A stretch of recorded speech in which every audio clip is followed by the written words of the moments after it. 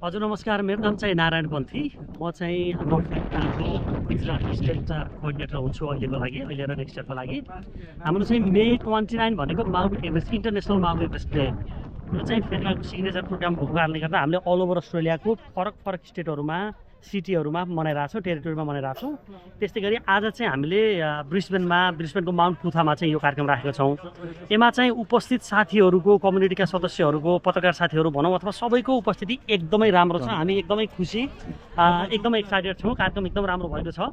यो कार्यक्रम सफल पार्न सहयोग गर्नुहुने सबै सङ्घ संस्था साथीभाइहरूलाई धेरै धेरै धन्यवाद छ।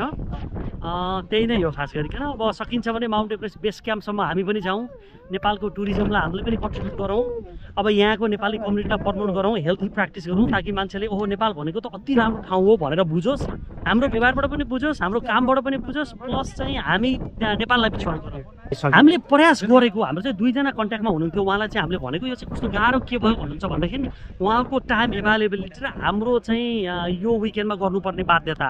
29 मे भनेको चाहिँ इन्टरनेसनल माउन्ट एभरेस्ट डे हो। जस्तै हजुरको फर्स्ट चाहिँ माउन्ट एभरेस्ट समिटमा क्लाइम्ब गर्नुभएको दिनको कारणले गर्दा हामी त्यसको क्लोजेस्ट विकेन्डलाई गर्नुपर्ने भएर आज गर्नु पर्यो।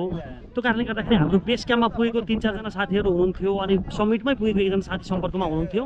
टाइमले गर्दा मिलेन, तर अर्को पटकको हाम्रो प्रयास चाहिँ पक्का पनि त्यो हुन्छ, किनकि उहाँको फर्स्ट ह्यान्ड एक्सपिरियन्स हामीले सेयर गर्न पाउनु भनेको त्यो चाहिँ हामीलाई सौभाग्य हुनेछ। त्यो गर्छौँ। फेरि तल चाहिँ माउन्ट पुथाको बेसबाट हामी त्यहाँबाट हिँडियो, त्यहाँबाट हामी माथि समिटमा आयौँ।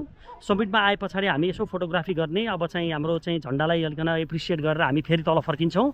त्यहाँ फर्किए पछाडि हाम्रो चिया खाजाको कार्यक्रम हुन्छ अनि हामी 5-7 मिनट 10 मिनट जस्तो चाहिँ यो इन्टरनेसनल माउन्ट एभरेस्ट डे भनेको के हो त्यो कुरा गर्छौँ। र यो वर्षको थिम अलिकन हेभी थिम छ, चाहिँ हिउँ पग्लिएको छ र हाम्रो जिम्मेवारी बढेको छ। हिउँको लेभल घट्दो छ, हाम्रो जिम्मेवारी बढ्दो छ भनेर एउटा ग्लोबल वार्मिङको डिसेन्ट टपिकमा चाहिँ हामी थोरै कुरा गर्छौँ अनि नानी बाबुहरूको त्यही विषयमा आधारित एउटा आर्टहरूको कम्पिटिसन गर्छौँ अनि चाहिँ हामी आजको दिन टुङ्ग्याउँछौँ। A big thank you to our amazing sponsors for making it all possible. Your support helps us share powerful community voices and bring creative stories to life.